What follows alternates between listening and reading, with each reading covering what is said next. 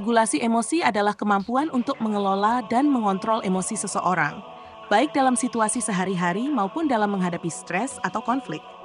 Ini melibatkan kemampuan untuk mengenali emosi, memahami penyebabnya, dan mengambil tindakan yang tepat untuk mengatur respons emosional tersebut.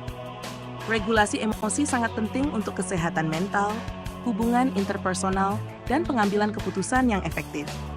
Berikut ini adalah penjelasan mendetail tentang regulasi emosi, pentingnya, cara mengembangkannya, serta penerapannya dalam kehidupan sehari-hari.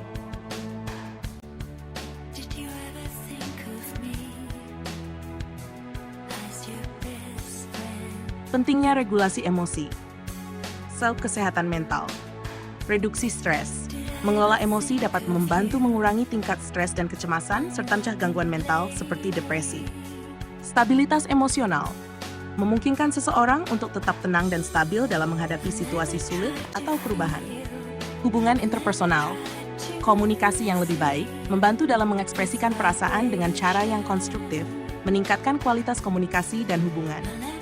Empati dan pengertian memungkinkan seseorang untuk lebih memahami dan menghargai perasaan orang lain, memperkuat ikatan sosial. 3. Pengambilan keputusan. Keputusan yang rasional. Dengan mengatur emosi, seseorang dapat membuat keputusan yang lebih logis dan rasional tanpa terlalu dipengaruhi oleh emosi negatif. Pemecahan masalah yang efektif. Emosi yang teratur membantu dalam fokus dan berpikir jernih saat menghadapi masalah. 4. Kesejahteraan fisik, kesehatan jantung dan tekanan darah. Stres dan emosi negatif yang tidak teratur dapat mempengaruhi kesehatan fisik, termasuk jantung dan tekanan darah. Kualitas tidur. Mengelola emosi dapat meningkatkan kualitas tidur, yang penting untuk kesehatan fisik dan mental.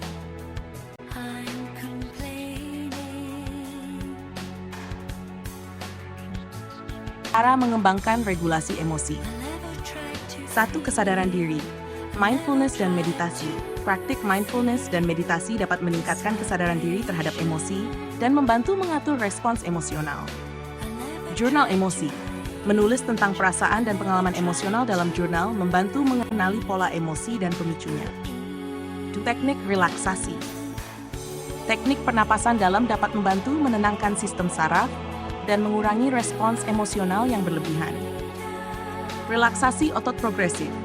Mengencangkan dan merilekskan otot-otot secara bergantian dapat membantu mengurangi ketegangan fisik dan emosional.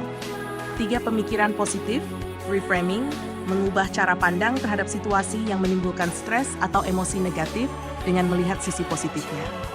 Afirmasi positif.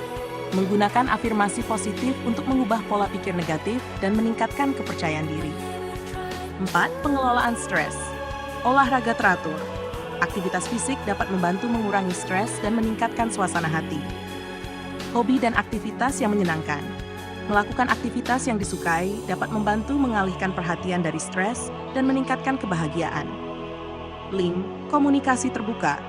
Berbicara tentang perasaan, membiasakan diri untuk berbicara tentang perasaan dengan teman, keluarga, atau terapis dapat membantu mengatur emosi. Mendengarkan aktif.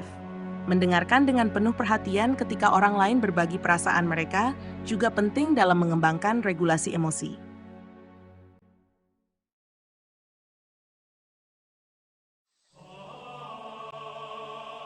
Implementasi regulasi emosi dalam konteks nyata. 1. Manajemen konflik. Menggunakan teknik regulasi emosi untuk mengatasi konflik di tempat kerja dengan cara yang konstruktif.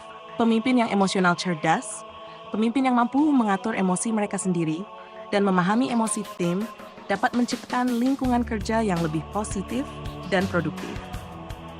Pembelajaran sosial dan emosional. Mengintegrasikan pengajaran tentang regulasi emosi dalam kurikulum untuk membantu siswa mengelola perasaan mereka. Dukungan guru. Guru yang memahami dan mendukung regulasi emosi siswa dapat menciptakan lingkungan belajar yang lebih inklusif dan mendukung. 3. Dalam kehidupan pribadi, hubungan keluarga, menggunakan teknik regulasi emosi untuk memperbaiki komunikasi dan mengatasi konflik dalam keluarga.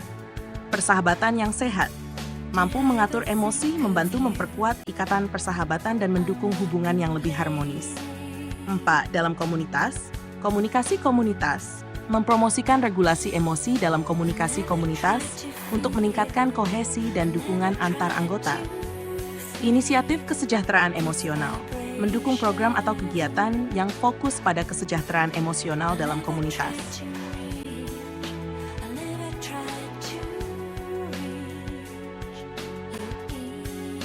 Contoh penerapan dalam kehidupan sehari-hari.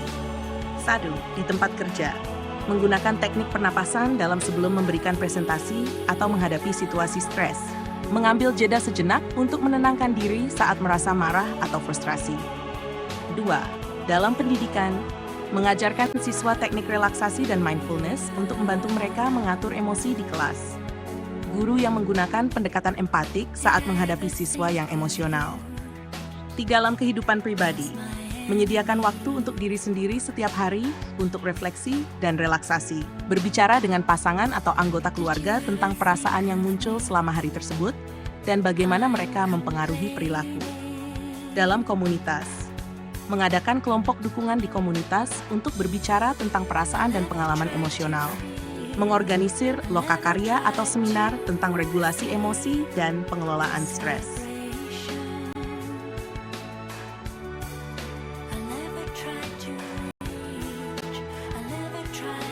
Kesimpulan, praktik berempati adalah keterampilan penting yang membantu membangun hubungan yang kuat, meningkatkan komunikasi, mendukung keberagaman dan inklusi, serta mendukung pengembangan pribadi.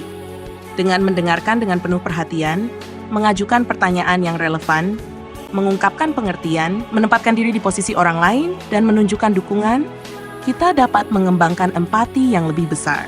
Implementasi praktik berempati dalam berbagai konteks, seperti tempat kerja, pendidikan, kehidupan pribadi, dan komunitas, membantu menciptakan lingkungan yang lebih harmonis, inklusif, dan mendukung.